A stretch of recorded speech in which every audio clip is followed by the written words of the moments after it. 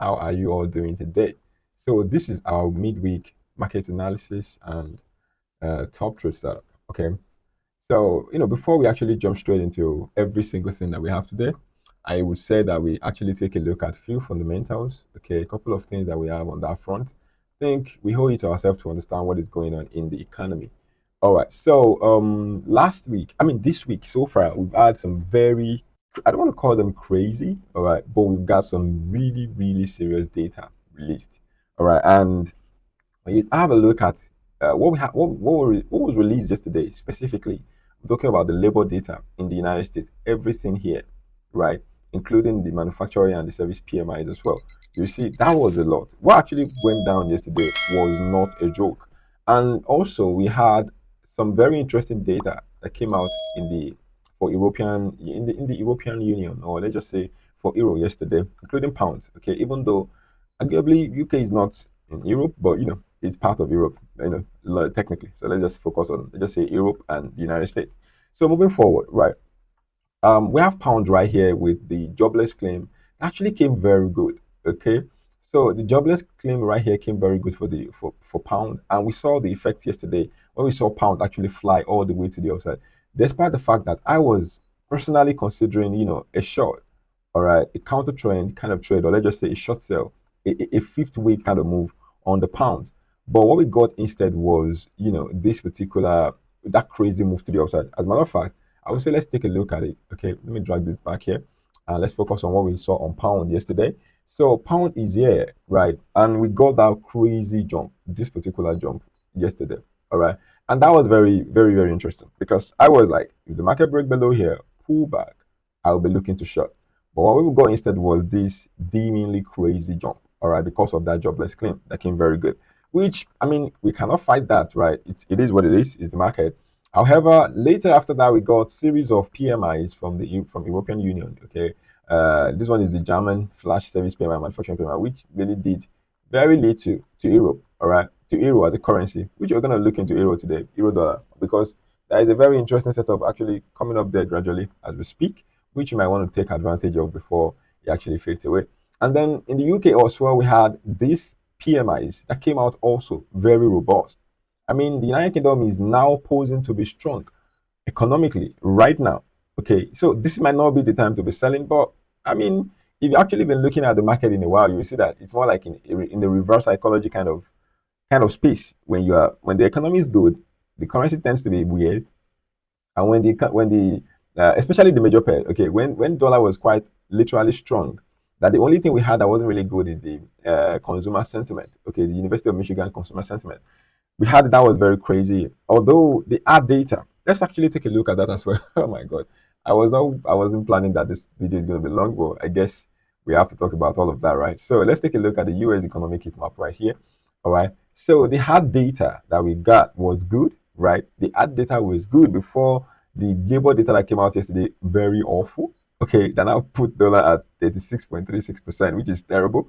Okay, the ad data that we got before all of this, okay, like 2 weeks ago, they were all very solid. We had dollar at 76% strong, and the stock market was around 65% strong. All right, strength, I mean, and dollar was just selling off, right? The ad data was good, but sentimentally, consumers are still not very confident in the economy. They are not confident in the old dollar strength and all. So we got that bearishness. The market just sell off, right? I mean, we got it right. This is the XY, guys. Let's not just so I will not be palpitating you guys. So this is what we have. All right. Last 2 weeks, we went from here to this particular bottom. This is not looking good. Although we are not strong yet as far as dollar is concerned, but right here, this is where we are. This is what we're looking at now. Okay. So moving forward. Okay. So let's stick to what we have here on the economy. All right, back to this particular one that I was working on. So now let's take a look at the UK economic heat map. Let's actually have a look at that. Yeah, now you can see the United Kingdom pound, the United Kingdom currency, which is pound sterling, is now pretty strong. We have a very dimming, interesting manufacturing PMI. The GDP is still not looking good. Inflation is still pretty sticky, and retail sales is also not good. But we have a very good labor data. Okay, the one that came out yesterday, quite decent. Jobless claim also came very good. All right, the service and manufacturing PMI kind of signal a robust and a growth in the economy gradually. So all these things look super cool, right? And now what do we have on the chart? we have this bearish momentum. It's resuming. It has pound already dropped roughly 62% since the top this particular since it got to this particular high. Now, I think that's 74 pips, excuse me. All right, but today alone it has dropped roughly around 50 pips, so to speak. So personally, I think pound sterling is still going to drop. There's still more leg for it to go down. Okay, I'm talking about this kind of move. I'm still waiting for my zigzag pattern. Okay, this particular move I explained yesterday. However, this is just a kind of understanding, or let's just say kind of intuitive. I don't know how to put it, guys, but it's just weird, right? Economy looks good, but the currency is falling flat. So it is very skimmish right now. Now might be the time for you to actually kind of like understand the economy, plan ahead for it, at the same time trade what you see on the chart. That's just what I'm going to say. All right, so moving forward, we had the ADP, the average hourly earnings, core retail sales, non-farm payroll, retail sales, unemployment rate. Every single one of them came out yesterday. That is crazy, guys. And that's why we got that crazy move on gold. Gold went up, then came down. Now it's back up. All right. So when you see all of this kind of mixed feelings kind of data, right, you can see that we had a very solid. Let's actually make it make some sense. All right. This is what we had yesterday that kind of makes sense. So let's look at them one by one. So the average hourly earnings was bad. All right. It came down by 0.2% from what was forecasted. So we missed by 0.2%. Core retail sales was quite good. Of course, it's going to be good. This is the Christmas period. Everybody's buying stuff. So definitely that was going to be. I knew that it's going to be good. I knew non-farm payroll is also going to beat expectations. You know why? Because people are going to be employed. It's the Christmas season. I was reading the report from the Bureau Labor and Statistics or BLS or something like that yesterday, and it was quite interesting. 7.1 million, 7.6 million job from 7.1 to 7.6. I couldn't really remember what I was reading right now, but I mean, it was looking very good. But everything that was said here was quite good. All right, the retail sales was not very good. All right, but it is not. It wasn't far off. All right, it was not far off. But the core retail sales month on month was really good and very good. Unemployment rate for sure. Okay, it is up by 4.6% because most of a period like this, it's just gonna be a part-time hours, maybe people that will be like on the contract kind of job. Just help me sort this till I figure this out. You understand? Not like their permanent job. That's why we got that core retail sales up. All right. But the unemployment rate is still not looking very good because the people that have been employed this season is just for the time being. By January, February, everything will probably go back to normal, which is going to be messed up again. All right. So that's why we got unemployment rates terrible. And the flash and manufacturing PMI surprisingly wasn't very good as well. However, it still signaled a robust economy like that because they are above 50. Both of them are above 50, which is the bare minimum. All right, to signal to indicate a strong and a robust economy. But when you compare what we were expecting and what we got, okay, you know that this is not looking very good for the dollar. So that said, all of that well understood. Okay, what do we have on the chart? Okay, I don't really want to spend so much time here, but I think it's just very interesting and very important that we discuss all of that. So now jumping to the chart, DXY today. This is what we have on DXY, right? DXY is still by large bearish, all right? I still kind of believe that we're likely going to get a move to the upside, probably a retest of this particular zone right here, all right? I'm going to use this support region as resistance right now, and then we're going to get on a sell-off, all right, by the end of the year, or maybe January or February, all right? Possibly. That is just where I'm at on DXY right now. However, this particular move to the upside is going to give us some very interesting opportunity, to take some trade on the likes of Kiwi dollar, pound dollar, euro dollar, so we can all enjoy it before we now look into buying them later. All right. So for now on DXY, okay, just relax, wait for the market to retest. There is a high possibility of retesting this region, DXY retesting this particular region before it drop down further. As a matter of fact, we have a supply zone right at the top here. It's also quite possible. All right, let's say this if this is like 85%, you give it like 85% possibility of reaching here before you drop again. So it should be around 60%. Okay, I'm not gonna shy away from there. It's very possible before we bought. But overall, okay, it's still gonna sell off, right? I'm still quite bearish on it. But we can get either this, okay, market retesting this region before the sell-off happen, or market retesting this particular region before the sell-off happen. So do what? Do watch out on this to set up on DXY. So that's that. Because the economy kind of look kind of sticky and pretty weird. But at the same time, you have to focus on the chart. And I mean, DXY is due for what?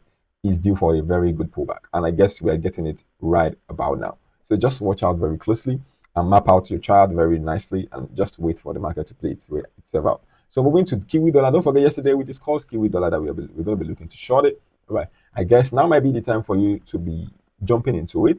But I would advise against trading inside this box for now. All right, this box is now weird. All right, we've had a sweep here, we've had a sweep here, and the market is actually not sweeping any lows. All right, it's not sweeping the lows. I mean, we've not seen any break below this particular region at all. So we've gotten two, I think two sell side sweep or buy side sweep or whatever. Let's just say a trap at the resistance level. Okay, so it's quite kind of weird right now on Kiwi dollar. So I'll probably wait for a decent break below here, a good pullback. All right, we've already gotten a very good wave to the downside already. So just wait for it to continue to the downside, a pullback, as I explained earlier, and then you look for short opportunity right after this pullback.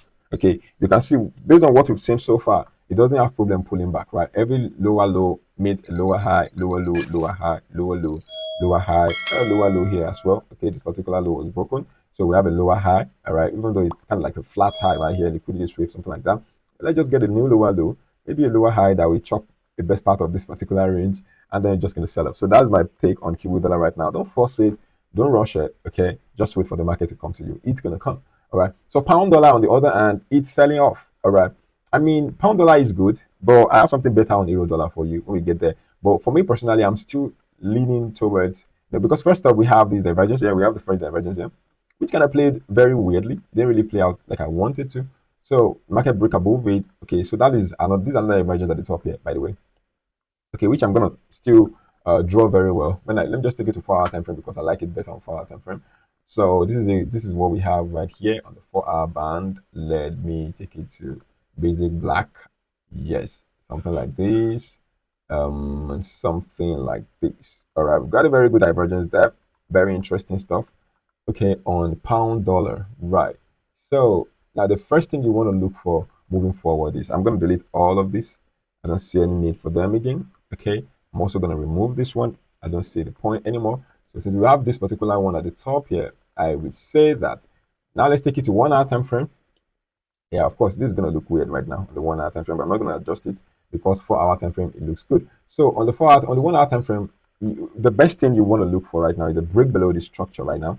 All right, a pullback and a short. Okay, I'm still waiting for that, this particular wave, all right, all the way to the downside on pound dollar. The same thing on Kiwi dollar before I start looking for buy opportunities. Like I said yesterday, I will buy here and I will also look to buy here. If there's going to be a rejection from there, I wouldn't mind buying from there. If there's going to be a rejection from here, I wouldn't mind buying from there as well. So just sit tight, watch out, and let's see how this is going to go today, tomorrow, by the end of the week.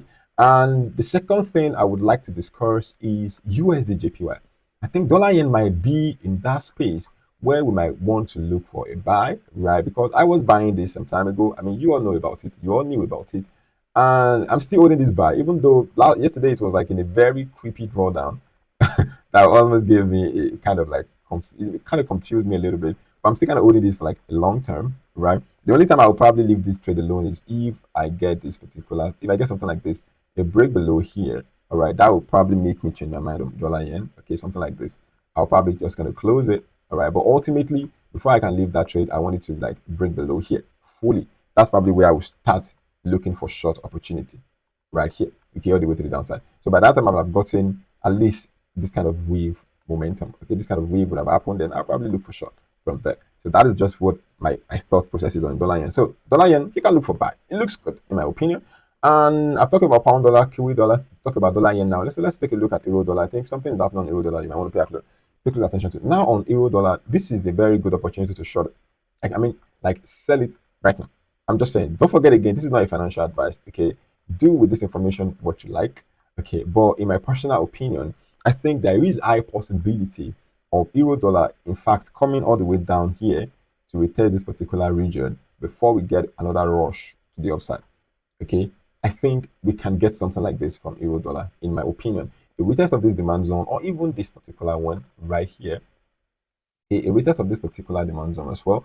So it's highly possible that we're going to get something like this, okay, before another move to the upside, a retest of the zones. I mean, this level, more like a zone from here to here. That's what I'm saying. This particular zone right there. Okay, possibly. So you might want to like just take a short sell on euro dollar for the time being and just kind of like capitalize on all of that. Okay, capitalize on what? All of that. So guys, that is all I have for you today. We've talked about euro dollar, potential short opportunity, pound dollar, potential short opportunity, dollar yen, potential long opportunity, and NZD dollar potential short. So do with that information what makes you sleep at night. Don't forget again, this is not a financial advice. So I will see you in the next one. Have a nice day. Bye for now.